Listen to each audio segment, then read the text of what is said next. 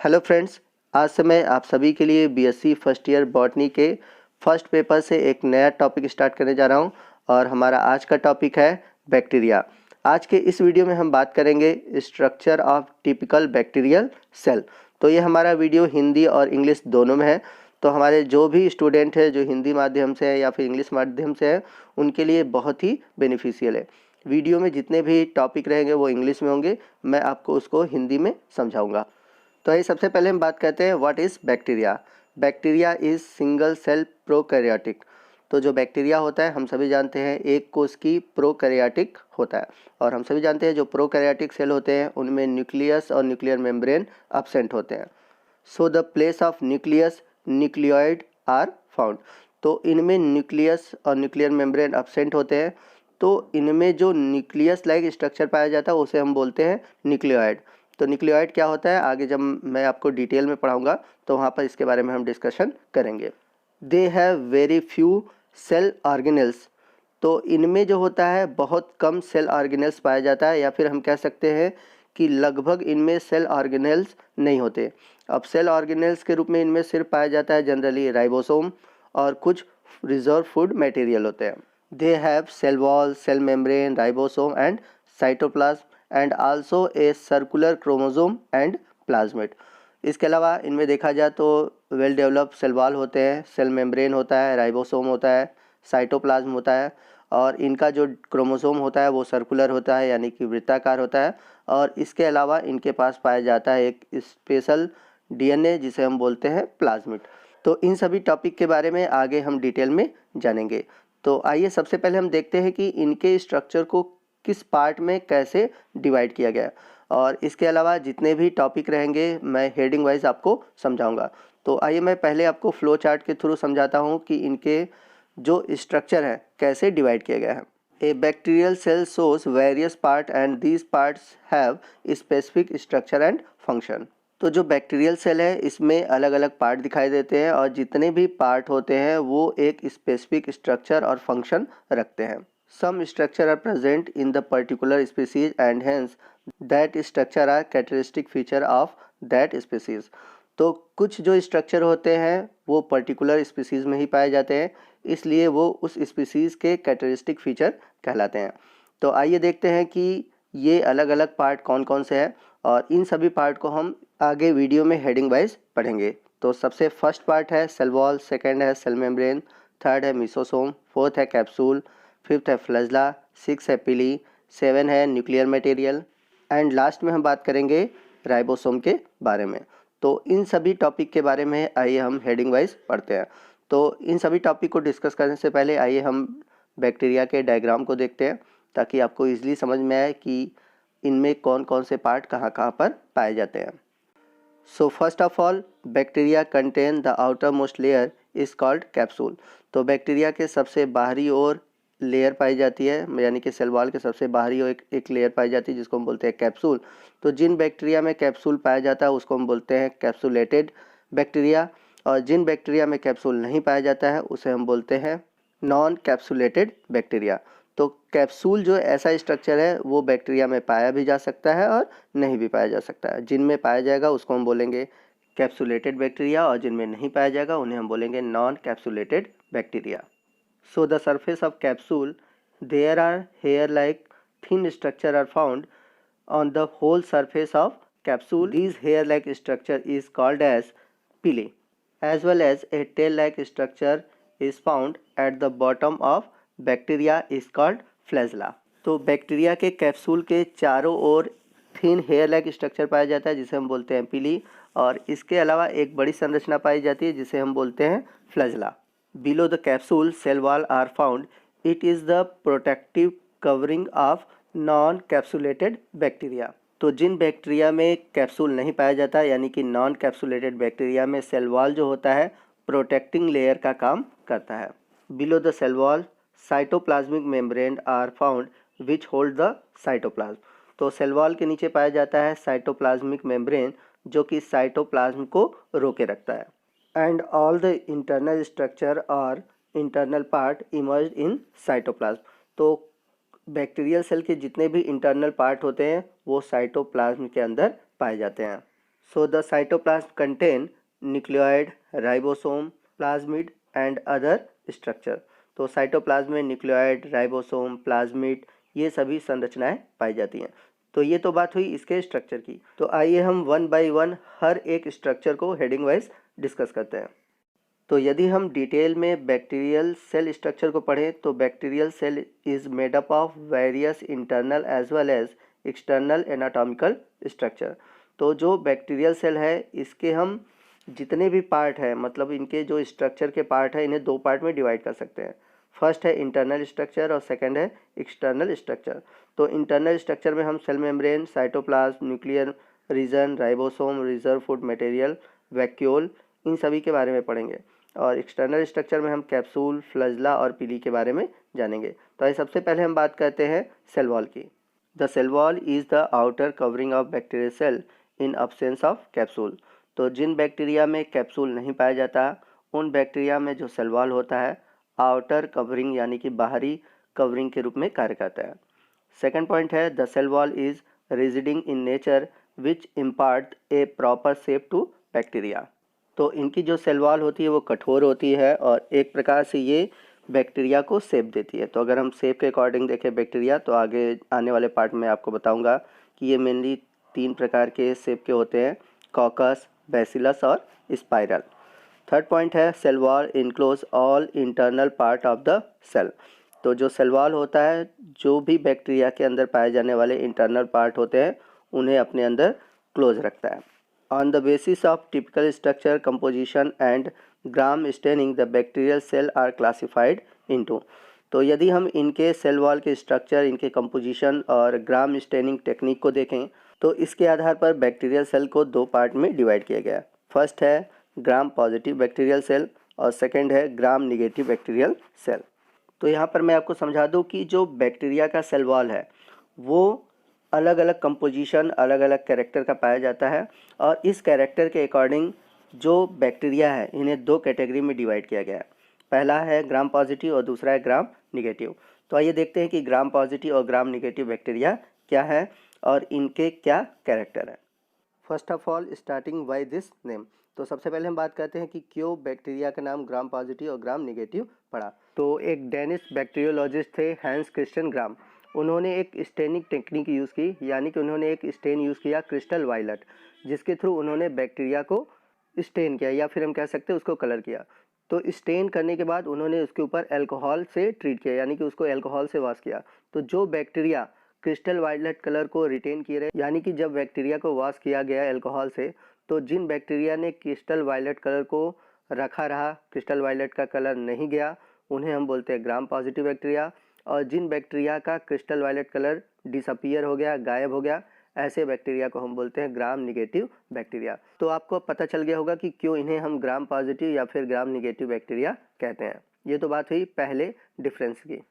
आइए बात करते हैं difference number 2 according to cell wall layer. तो यदि हम बात करें ग्राम पॉजिटिव बैक्टीरिया की, तो ग्राम पॉजिटिव बैक्टीरिया की जो आउटर लेयर होती है वो थिक पेप्टाइडोग्लाइकेन की बनी होती है, जबकि ग्राम निगेटिव बैक्टीरिया में जो पेप्टाइडोग्लाइकेन की जो लेयर होती है वो थिन होती है और ये लिपोपॉलीसेक्राइड और प्रोटीन से घिरी होती है, यानी कि पेप्टाइडोग्लाइकान के बाहर की ओर लिपोपॉलीसेक्राइड और प्रोटीन की लेयर पाई जाती है। यदि हम बात करें थर्ड डिफरेंसेस की, जो कि सेल वॉल कंपोजिशन के आधार पर है, तो जो ग्राम पॉजिटिव बैक्टीरिया होते हैं उनमें पेप्टाइडोग्लाइकान की जो लेयर होती है वो थिक होती है और इसके अलावा इनमें टिकोनिक एसिड पाया जाता है। और इसके साथ साथ ही इनके जो सेल वॉल होते हैं उनमें लिपिड का जो कंटेंट होता है वो वेरी लो होता है। वहीं बात करें हम ग्राम निगेटिव बैक्टीरिया में, पेप्टाइडोग्लाइकान की जो लेयर होती है वो थिन होती है, जैसा कि फिगर में आप देख सकते हैं, और इसके अलावा इनमें टिकोइक एसिड नहीं पाया जाता। और इनके बाहर की ओर आप देख सकते हैं, यानी कि पेप्टाइडोग्लाइकान के बाहर आप देख सकते हैं कि लिपोप्रोटीन की एक लेयर पाई जाती है और इसके साथ साथ लिपोपॉलीसेक्राइड भी पाया जाता है। तो इस प्रकार से हम कह सकते हैं कि जो ग्राम निगेटिव बैक्टीरिया है उनमें लिपिड की मात्रा जो होती है आउटर मेम्ब्रेन की ओर बहुत अधिक होती है। आइए बात करते हैं थर्ड डिफरेंस की कि कैसे बैक्टीरिया ग्राम स्टेन को रखते हैं, यानी कि कैसे ग्राम स्टेन में वर्क करते हैं। तो जब हम क्रिस्टल वायलेट कलर से ग्राम पॉजिटिव और ग्राम निगेटिव बैक्टीरिया को कलर करते हैं तो ये जो क्रिस्टल वायलेट कलर है वो इसके आउटर मेम्ब्रेन से जुड़ जाता है, यानी कि ग्राम पॉजिटिव में पेप्टाइडोग्लाइकॉन से और ग्राम निगेटिव में आउटर मेम्ब्रेन और लिपोप्रोटीन से जुड़ता है। और जब हम आयोडीन डाल देते हैं तो ये क्या करता है, उस स्टेन को और भी स्ट्रॉन्ग बना देता है। अब जब हम इसको एल्कोहल से धोते हैं तो एल्कोहल से धोते समय जो ग्राम पॉजिटिव बैक्टीरिया है, ग्राम पॉजिटिव में क्रिस्टल वायलेट जो है पेप्टाइडोग्लाइकॉन के साथ एक मजबूत बॉन्डिंग बना देता है, जिसके कारण एल्कोहल से उसका कलर नहीं जाता। लेकिन जो ग्राम निगेटिव बैक्टीरिया है, इसमें क्या होता है कि जो क्रिस्टल वायलेट कलर है वो आउटर मेम्ब्रेन और लिपोप्रोटीन से जुड़े होते हैं, जो कि आसानी से एल्कोहल के द्वारा डिसअपियर हो जाते हैं। इसलिए ग्राम निगेटिव बैक्टीरिया का जो कलर होता है वो डिसअपियर हो जाता है। अब एल्कोहल से वॉश करने के बाद इसमें हम सेफ्रेनिन से स्टेनिंग करते हैं। तो जब हम सेफ्रेनिन से स्टेनिंग करते हैं तो जो ग्राम पॉजिटिव बैक्टीरिया होता है उसका पेप्टाइडोग्लाइकान जो होता है ऑलरेडी क्रिस्टल वायलेट के साथ एक मजबूत बॉन्डिंग बना लेता है, जिसके कारण ये सेफ्रेनिन का कलर नहीं लेता। जबकि ग्राम निगेटिव बैक्टीरिया में क्या है कि जो आउटर मेम्ब्रेन है लिपोप्रोटीन की, वो क्या करती है, सेफ्रेनिन के साथ बॉन्डिंग बना लेती है, क्योंकि क्रिस्टल वायलेट कलर एल्कोहल की वजह से क्या हो चुका था, डिसअपियर हो चुका था। तो यहाँ पर जो मेन रोल कलरिंग में लेता है यानी कि स्टेनिंग में लेता है वो है पेप्टाइडोग्लाइकान। तो ग्राम पॉजिटिव बैक्टीरिया में पेप्टाइडोग्लाइकान क्या करता है, एक बॉन्डिंग बना लेता है क्रिस्टल वायलेट और आयोडीन के साथ। बट ग्राम निगेटिव बैक्टीरिया में ऐसा कोई बॉन्डिंग नहीं होता। क्यों नहीं होता? क्योंकि पेप्टाइडोग्लाइकान से इसकी बॉन्डिंग नहीं हो पाती। और यहाँ पर एक रीज़न और है, जो ग्राम निगेटिव बैक्टीरिया है उनमें जो पेप्टाइडोग्लाइकान वाली लेयर होती है वो पतली होती है, जबकि ग्राम पॉजिटिव बैक्टीरिया में पेप्टाइडोग्लाइकान वाली जो लेयर होती है वो मोटी होती है। आइए चलते हैं अगले डिफरेंस की ओर। डिफरेंस नंबर 4 है कि ग्राम पॉजिटिव बैक्टीरिया और ग्राम निगेटिव बैक्टीरिया माइक्रोस्कोप के अंडर कैसे दिखाई देते हैं। तो जो ग्राम पॉजिटिव बैक्टीरिया होते हैं, चूँकि वो क्रिस्टल वायलेट कलर रखते हैं इसलिए वो वायलेट कलर के दिखाई देते हैं, जबकि जो ग्राम निगेटिव बैक्टीरिया है सेफ्रेनिन के कारण रेड कलर के दिखाई देते हैं। वही हम बात करें अगले डिफरेंस की फ्लैजेला के अकॉर्डिंग। तो जो ग्राम पॉजिटिव बैक्टीरिया होता है उसमें जो बेसल बॉडी होती है वहाँ पर फ्लैजेला पे 2 रिंग होते हैं, जबकि अगर हम बात करें ग्राम निगेटिव बैक्टीरिया में तो जो बेसल बॉडी होती है वहाँ पर फ्लैजेला के पास आपको 4 रिंग दिखाई देगी। बात करते हैं अगले डिफरेंस की, जो कि पैथोजेनिक यानी कि रोगजनकता की। तो जो ग्राम पॉजिटिव बैक्टीरिया होते हैं इनमें बहुत कम ही बैक्टीरिया रोग उत्पन्न करते हैं। जैसे एग्जाम्पल में ले हम एक्टिनोमाइसिस, लैक्टोबैसिलस। वही हम बात करें ग्राम निगेटिव बैक्टीरिया की, तो इसमें मेजॉरिटी ऑफ बैक्टीरिया जो होते हैं वो पैथोजेनिक होते हैं, यानी कि डिजीज़ उत्पन्न करते हैं, जैसे कि एस्चेरिचिया कोलाई, साल्मोनेला, ये सभी पैथोजेनिक होते हैं। तो ये तो बात हुई ग्राम पॉजिटिव और ग्राम निगेटिव बैक्टीरिया में अंतर की, according to cell wall, according to staining, according to flagella. इसके अलावा यदि आप चाहते हैं कि मैं ग्राम स्टेनिंग टेक्निक के बारे में डिटेल से बताऊं या अलग एक वीडियो बनाऊं, तो आप हमें कमेंट करके बता सकते हैं। मैं पूरी कोशिश करूंगा इस पे वीडियो बनाने की। आइए चलते हैं बैक्टीरिया के अगले स्ट्रक्चर को देखते हैं, जो कि है cell membrane. Cell membrane is a thin membrane beyond the cell wall and membrane covering the cytoplasm. तो जो सेल मेम्ब्रेन होता है ये थिन मेम्ब्रेन होता है और ये सेल वॉल के नीचे पाया जाता है, जो कि साइटोप्लाज्म को कवर करता है। Cell membrane is also called cytoplasmic membrane और प्लाज्मा मेम्ब्रेन। तो सेल मेम्ब्रेन को साइटोप्लाज्मिक मेम्ब्रेन या फिर प्लाज्मा मेम्ब्रेन भी कहते हैं। It is a bilayered structure made up of phospholipid and protein. तो इसकी जो सेल मेम्ब्रेन होती है वो बाइलेयर्ड होती है, यानी कि 2 लेयर की बनी होती है, जिसमें कि फॉस्फोलिपिड और प्रोटीन पाया जाता है। आइए चलते हैं बैक्टीरिया के अगले पार्ट, जो कि मोस्ट इंपॉर्टेंट पार्ट है, वो है mesosome. Mesosomes are chemically inversion of cell membrane made up of phospholipid, bilayer and protein. तो जो सेल मेम्ब्रेन होता है वो अंदर की ओर मुड़ जाता है और फॉर्मेशन करता है मीजोसोम का, जैसा कि फिगर में आप देख सकते हैं। Mesosome mostly seen in gram positive bacteria as well as rarely observe in gram negative bacteria due to small size. तो जो मीजोसोम होता है जनरली ग्राम पॉजिटिव बैक्टीरिया में दिखाई देता है, जबकि बहुत रेयर केस में ग्राम नेगेटिव बैक्टीरिया में दिखाई देता है, क्योंकि साइज़ का यहाँ पर मैटर होता है। अगला पॉइंट है on the basis of location mesosome basically are 2 type, central mesosome and peripheral mesosome. तो लोकेशन के अकॉर्डिंग देखा जाए तो मीसोसोम जो है 2 तरह के होते हैं, सेंट्रल मीसोसोम और पेरीफेरल मीसोसोम। यहाँ पर मैं आपको एक पॉइंट बता दूँ कि मीसोसोम जो है इसे होमोलॉगस टू माइटोकॉन्ड्रिया माना जाता है, क्योंकि जैसे यूकैरियोटिक सेल में माइटोकॉन्ड्रिया एनर्जी प्रोड्यूस करता है, उसी तरह बैक्टीरियल सेल में मीसोसोम एनर्जी का प्रोडक्शन करता है। बात करते हैं अगले स्ट्रक्चर की, जो कि है capsule. The outermost slimy gummy coating surrounding the cell wall is called capsule. तो कभी कभी क्या होता है कि बैक्टीरिया के सेल वॉल के बाहर एक चिकना गमी यानी कि गोदनुमा कोटिंग पाई जाती है, जिसे हम बोलते हैं कैप्सूल। तो जिन बैक्टीरिया में कैप्सूल पाया जाता है, मैंने पीछे बताया था, उन्हें हम बोलते हैं हम कैप्सुलेटेड बैक्टीरिया, और जिनमें नहीं पाया जाता उन्हें हम बोलते हैं non capsulated bacteria. It increases virulence of bacterial cell as it act as a protecting covering. तो यहाँ पर मैं बता दूँ कि जो कैप्सूल है ये इनकी रोग जनकता को बढ़ाता है और एक प्रकार से प्रोटेक्टिव कवरिंग का कार्य करता है। Those bacteria which having capsule are called capsulated bacteria. तो मैंने पीछे भी आपको बताया है कि जिन बैक्टीरिया के पास कैप्सूल लेयर होती है उन्हें हम बोलते हैं कैप्सुलेटेड बैक्टीरिया।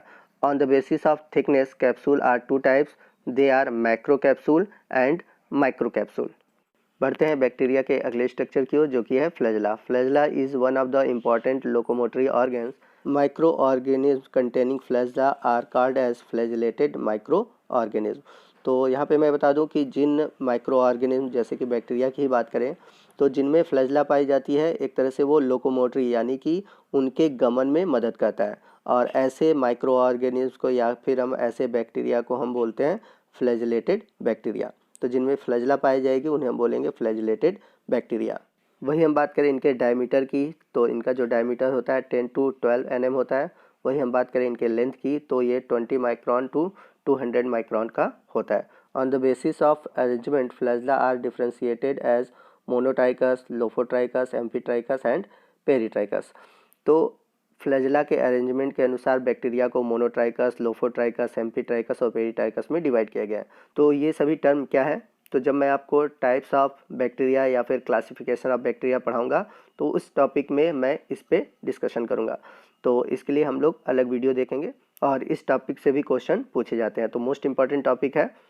आइए चलते हैं अगले स्ट्रक्चर की ओर, जो कि है pili. Pili are the small thin straight appendages present on the surface of bacteria. तो ये फ्लैजेला से बहुत छोटी होती है, थिन होती है और सीधी स्ट्रक्चर होती है, जो कि बैक्टीरिया के पूरे सरफेस पे पाया जाता है। वही बात करें हम इसके डायमीटर की यानी कि व्यास की, तो ये 3 to 25 nm होता है, और इसके लेंथ की बात करें तो ये लगभग 12 माइक्रॉन का होता है। Pili serve as a site for attachment of bacteriophage. तो यहाँ पर मैं बता दूँ कि जो पीली होता है ये बैक्टीरियोफेज या फिर दूसरे बैक्टीरिया के साथ जुड़ने में सहायता करता है। तो जब मैं आपको रिप्रोडक्शन पढ़ाऊँगा तो वहाँ पर हम इसके फंक्शन के बारे में डिस्कस करेंगे। नेक्स्ट हम बात करते हैं न्यूक्लियर मटेरियल के बारे में। Bacterial cell are prokaryotic in nature and its nuclear material is not enclose in nuclear membrane. तो जैसा कि हम सभी जानते हैं कि जो बैक्टीरिया है यह एक प्रोकैरियोटिक सेल है, और जितने भी प्रोकैरियोटिक सेल होते हैं उनमें जो न्यूक्लियर मटेरियल होता है वो न्यूक्लियर मेम्ब्रेन से घिरा नहीं होता, क्योंकि जितने भी प्रोकैरियोटिक सेल वाले ऑर्गेनिज्म होते हैं उनमें न्यूक्लियर मेम्ब्रेन अब्सेंट होता है। Nuclear material of bacteria is called as nucleoid, bacterial chromosome और क्रोमेटिड बॉडी। तो जो इसमें न्यूक्लियर मटेरियल होता है यानी कि जो बैक्टीरियल क्रोमोसोम होते हैं या फिर हम उन्हें क्रोमेटिड बॉडी भी कह सकते हैं, इन्हें बैक्टीरिया के केस में कहा जाता है न्यूक्लियोइड। यहाँ पर आप एक पॉइंट याद रखिएगा कि जो बैक्टीरियल क्रोमोसोम है वो यूकैरियोटिक क्रोमोसोम से डिफर होता है, क्योंकि इनमें कुछ हिस्टोन और नॉन हिस्टोन प्रोटीन नहीं पाए जाते। Nuclear material of bacteria is a long molecule of DNA approximately about 3000 micron. They have one copy of chromosome so called haploid. तो इनका जो न्यूक्लियर मटेरियल होता है एक तरह से हम कह सकते हैं एक लंबी डीएनए की संरचना होती है, जो कि लगभग 3000 माइक्रॉन की होती है, और ये केवल हैप्लॉइड होता है, यानी कि इनमें क्रोमोसोम नंबर हम कह सकते हैं केवल हैप्लॉइड रूप में पाया जाता है। आइए बात करते हैं अगले स्ट्रक्चर की, जो कि है राइबोसोम्स। तो हम सभी जानते हैं जो भी प्रोकैरियोटिक सेल होते हैं उनमें जो राइबोसोम होता है वो जनरली 70S होता है। तो यहाँ पर बात करते हैं ribosome are small tiny units distribute in cytoplasm. तो जो राइबोसोम होते हैं छोटे होते हैं, टीनी स्ट्रक्चर होते हैं जो कि साइटोप्लाज्म में पाए जाते हैं। राइबोसोम में बी फ्री और in chain form linked to mRNA molecule, such ribosome are called polysome. तो इनके जो राइबोसोम या तो फ्री होते हैं या चेन फॉर्म में पाए जाते हैं। यदि चेन फॉर्म में पाए जाते हैं तो mRNA से जुड़े होते हैं, और ऐसे राइबोसोम को हम बोलते हैं polysomes. Bacterial ribosome is 70S type. Size of ribosome range from 16 to 18 nm। तो जैसा कि मैंने बताया था कि जो बैक्टीरियल राइबोसोम होता है वो 70S टाइप का होता है, और इसका जो साइज़ होता है 16 to 80 nm का होता है। Ribosomes are composed of 60% of rRNA and 40% of protein. तो इनका जो राइबोसोम होता है उसमें 60% rRNA और 40% प्रोटीन पाया जाता है। तो ये था हमारा आज का टॉपिक, जिसमें हम लोगों ने स्ट्रक्चर ऑफ बैक्टीरिया के बारे में जाना। अगले वीडियो में हम बैक्टीरिया से जुड़े हुए और भी टॉपिक को डिस्कस करेंगे, जो कि आपके बीएससी फर्स्ट ईयर बॉटनी के सिलेबस में दिया हुआ है। तो मैं आपके सिलेबस के अकॉर्डिंग हर एक टॉपिक को डिस्कस करूंगा। तो आपको आज का वीडियो कैसा लगा आप कमेंट करके हमें ज़रूर बताइएगा। कोई भी डाउट हो आप हमसे कमेंट करके पूछ सकते हैं। वीडियो अच्छा लगा हो वीडियो को जरूर लाइक करिएगा, अपने दोस्तों में अधिक से अधिक शेयर कीजिएगा ताकि वो भी इसका बेनिफिट पा सकें। और यदि आप हमारे चैनल पर नए हैं और अभी तक आपने हमारे चैनल को सब्सक्राइब नहीं किया है तो प्लीज़ हमारे चैनल को सब्सक्राइब कर लीजिए, ताकि जब भी मैं इस तरह की वीडियो अपलोड करूँ उसका नोटिफिकेशन आपको मिलता रहे। तो मिलते हैं अगले वीडियो में अगले टॉपिक के साथ। तब तक के लिए जय हिंद, जय भारत।